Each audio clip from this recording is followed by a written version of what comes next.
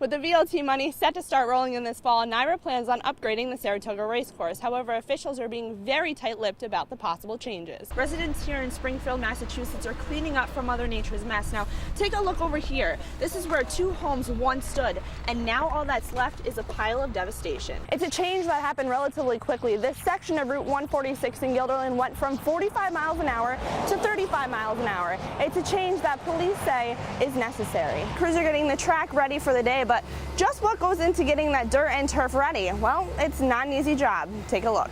Getting the Saratoga Racecourse ready for the upcoming season takes a lot of work.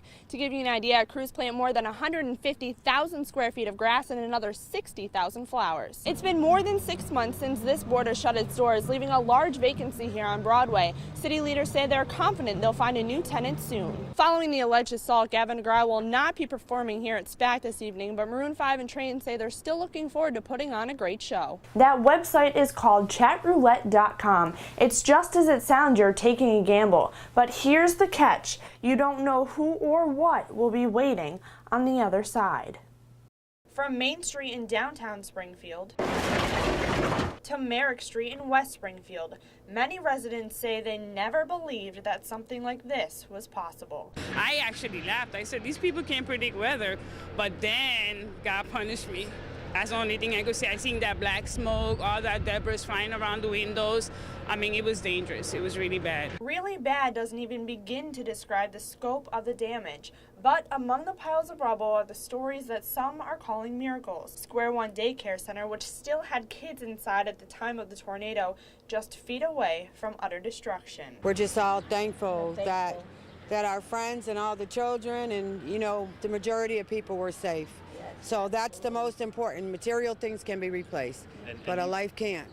The force of this tornado not only tore this house down, but it actually picked up this car and pushed it right into the building. Lewis Cruz of West Springfield saw the whole thing unfold from his upstairs window. All of a sudden, I hear this noise like a jet. It sounded like an airplane. So I looked out the window because I thought an airplane was falling.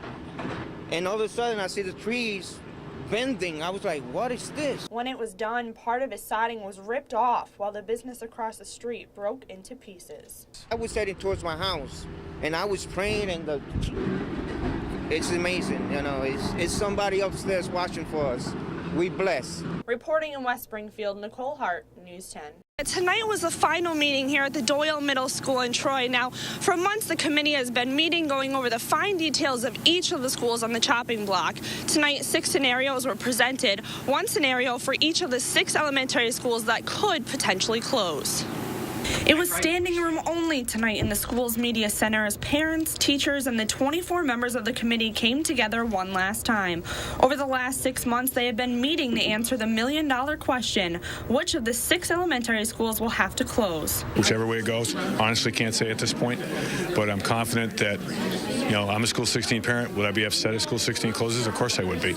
But at this point, if that's the decision, I can at least understand it. The committee has spent hundreds of hours divided into 4 subcommittees to look at the fine print, to look at the numbers, to look at what makes the most sense. A specific list of subject matter areas that need to be addressed in an educational impact statement.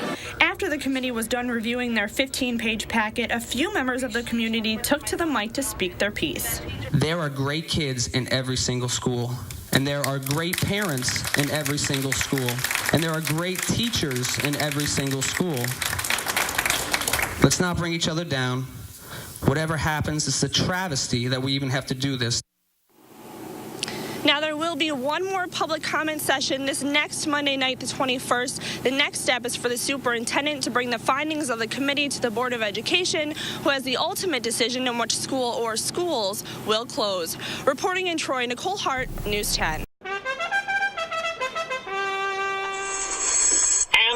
they're off. Those familiar sounds of summer in Saratoga Springs are back. Sam the Bugler, the national anthem, and the infamous call for Mr. Tom Durkin. Today marked the start of the 143rd season here at the Saratoga Racecourse. Diehards stand in line for hours to be the first through the gates. Others carry out traditions that started more than 2 decades ago. For about 23 years or so now, myself and today there's another 7 guys have been coming up here to play golf in the morning, right across the street in the spa in the park. and then we come across here for opening day. If I don't come here every year, I'm breaking the commitment. You often hear tradition and Saratoga in the same sentence, and it doesn't matter if you're a local or you're a visitor to the Spa City. For some, a day at the track is nothing short of a vacation. Life takes a pause for today for all of us. We all work, we all have families, we all have those things. Today is a day when we're back to just being guys hanging out. Young and old, local or not, opening day at the Saratoga Racecourse is something just about everyone seems to agree on. It's been a great day today in Saratoga, and it always is. See you next year on opening day, because I'll be here. Reporting from the Saratoga Racecourse, Nicole Hart, News 10.